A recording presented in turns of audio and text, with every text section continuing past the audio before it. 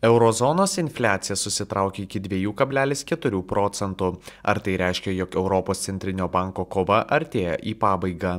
Aš Povilas Petručionis, Orient Securities analitikas, šioje rinkų espreso apžvalgoje aptarsiu 5 savaitę iš eilės augimą demonstravusius pagrindinių indeksų rezultatus, JAV ir Eurozonos kainų lygių pokyčių statistinius duomenis, centrinių bankų reakciją į mažėjančią infliaciją bei Kinijos makroekonominę ir nekilnojamo turto sektoriaus būklę.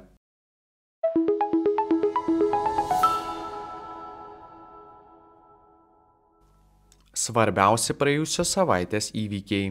Jungtinės Amerikos valstijos. Krentant infliacijai, akcijų ir obligacijų rinkos tęsia augimo ralį.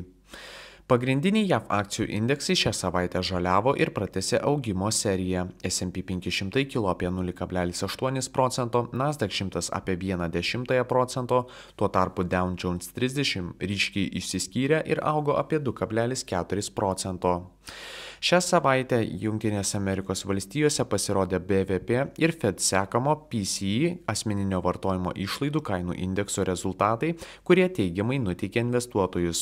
Remiantis preliminariais duomenimis, JAV BVP per trečiąjį ketvirtį metinė išraiška augo net 5,2 procento, kuomet analitikai prognozavo 4,9 procentų prieaugį.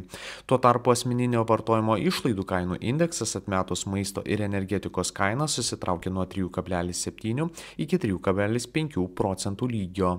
Mėnesinis šio rodiklio augimas taip pat sumažėjo iki 0,2 procento. Šią savaitę Fed pareigūnų pasireiškimai buvo palankiai įvertinti kapitalo rinkose. Išsiskyrė Fed tarybos narys Christopher Waller, kuris neslėpė, jog per artėjančius 3-5 mėnesius infliacijai leidžiantis tokiu tempu ir toliau galima tikėtis palūkanų normos mažinimo. Pareigūnas tikino, jog stebime vieną sparčiausių infliacijos lygio kritimų per visą istoriją. Tuo tarpu po Fed pirmininko Jerome Powell kalbos JAV iždo 10 metų trukmės obligacijų pajamingumas susitraukė iki 4,21 procento lygio, kuris nedaug nutolęs nuo žemiausio pajamingumo fiksuoto per pastaruosius 3 mėnesius. Į intensyvėjančias kalbas apie palūkanų normos mažinimą teigiamai sureagavo finansų sektorius, XLF fondas kiek daugiau kilo negu 2,2 procento, Bank of America 4,14, o Wells Fargo apie 4,9 procento. Kiek prasčiau sekėsi aukštųjų technologijų milžinams. Meta krito apie 4 procentus, Nvidia apie 2, o Alphabet apie 3,5 procento. Europa. Stebinantis infliacijos įsitraukimas, bet palūkanų normos neskubantis mažinti Europos centrinis bankas. Šią savaitę Europos indeksai panašų augimą demonstravo kaip ir Jungtinėse valstijose. Tiesa, reikšmingai išsiskyrė Vokietijos DAX indeksas, kuris kilo net 2,3 procento. Prancūzijos CAC 40 augo apie 0,7, o FTSE 100 apie 0,6 procento. Dėmesį pritraukė šią savaitę paskelbti preliminarūs eurozonos infliacijos duomenys. Užfiksuotas susitraukimas net iki 2,4 procentų, kuomet ekonomistai tikėjosi 2,7 procentų. Infliacija atmetus maisto ir energetikos kainas taip pat traukėsi daugiau nei tikėtasi ir pasiekė 3,6 procentų lygį. Nedarbo lygis toliau laikėsi tame pačiame 6,5 procentų lygyje.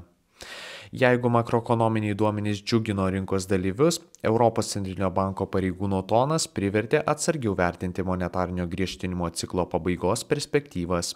Dar prieš paskelbiant infliacijos duomenys, Europos centrinio banko pirmininkė Christine Lagarde Europos parlamente tikino, jog stiprus algų augimas bei neaiškus makroekonomikos artimojo laikotarpio paveikslas neleidžia skelbti pergalės kovoje prieš kainų lygio augimą, kuris pastaruoju metu stipriai mažėja. Panašios nuotaikos vyravo ir Jungtinėje karalystėje, kurioje Anglijos centrinio banko pareigūnas Bailey, duodamas interviu, teigia, jog šiuo metu yra dar per anksti diskutuoti apie palūkanų normos mažinimą. Jis žadėjo, jog centrinis Anglijos bankas darys viską, jog sumažintų infliaciją iki 2 procentų lygio. Didžiausioje eurozonos ekonomikoje Vokietijoje nedarbo lygis paaugo 0,1% iki 5,9 procentų. Kita vertus, mažmeniniai pardavimai per spalio mėnesį kilo daugiau nei tikėtasi ir pasiekė 1,1 procento augimą. Reikšmingai išsiskyrė Vokietijos 10 metų trukmės obligacijų pajamingumas, kuris per savaitę nuo 2,64 procentų nukrito net iki 2,36 procentų lygio. Antrą savaitę iš eilės stiprų akcijų kainos augimą fiksavo Adidas, kuris kilo apie 5,3 procento, bei Siemens augusi apie 3,4 procento. Euronext biržoje įspūdingą augimą užfiksavo Stellantis akcijų kaina, kuri pakilo apie 6,9 procento. Prasčiau sekėsi prabangos prekių vardams, LVMH krito apie 1,1 procento, Kering apie 3,4. Azija. Nerimas dėl Kinijos nekilnojamo turto sektoriaus ir lėtėjantis industrijos įmonių pelnų augimas. Azijos akcijų rinkose vyravo neigiamos nuotaikos. Honkongo Hang Seng indeksas per savaitę susitraukė daugiau nei 4 procentus, o Japonijos Nikkei 225 traukėsi kiek mažiau, tai yra apie 0,6 procento.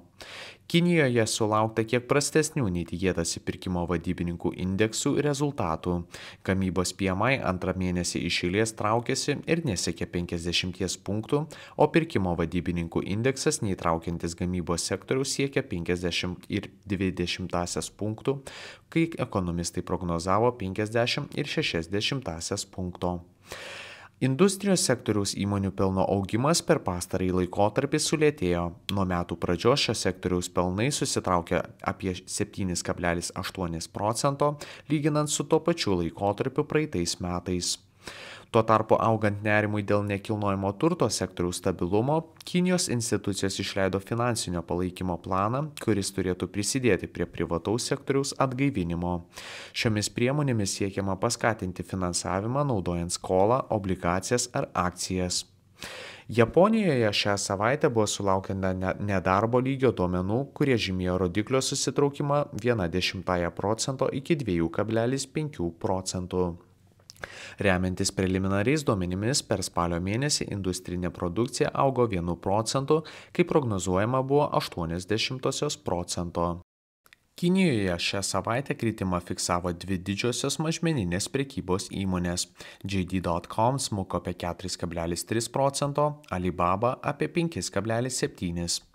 Po kelių didelio augimo savaičių Japonijos Panasonic akcijų kaina patyrė apie 4 procentų kritimą. Populiariausios savaitės antraštės. Tesla Cybertruck pristatymas. Tesla klientai gavo pirmosius Tesla Cybertruck pick-upus. Tiesa, brangesnius nei tikėtasi. Prieš pristatymą įmonės CEO Elon Musk įspėjo, kad prireiks apie 12-18 mėnesių, kol šis automobilio modelis taps reikšmingu pinigų srauto šaltiniu. Tai pirmasis naujas Tesla modelis per beveik 4 metus. Šiuo metu, kai yra susidūrima su mažėjančia elektromobilių paklausa ir didėjančia konkurencija, Cybertruck turėtų reikšmingai prisidėti prie pardavimų skaičiaus augimo, nors ir netokiais mastais kaip Model 3 ar Model Y. Automobilio kaina prasideda nuo 60 990 JAV dolerių, tai yra apie 50 procentų daugiau nei Elon Musk teigė dar 2019 metais. Analitikų manymų iš pradžių ši kaina pritrauks tik pasiturinčius pirkėjus. Per savaitę Tesla akcijų kaina kilo apie 1,4 procento. Ateinančios savaitės įvykiai. Pirmadienį bus skelbiami Vokietijos prekybos balanso duomenys. Prognozuojamas perviršio augimas nuo 16,5 iki 17 milijardų eurų. Antradienį bus sulaukta ISM paslaugų pirkimo vadybininkų indekso rezultatų bei laisvų darbo vietų skaičiaus. Tikimasi nežymaus PMI augimo nuo 51,8 iki 52 punktų bei darbo vietų kiekio sumažėjimo.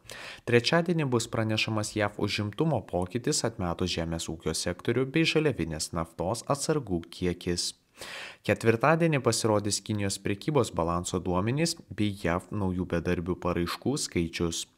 Penktadienį bus skelbiamas JAV nedarbo lygis, prognozuojama, jog nedarbo lygis išliks nepakitęs, tai yra 3,9%.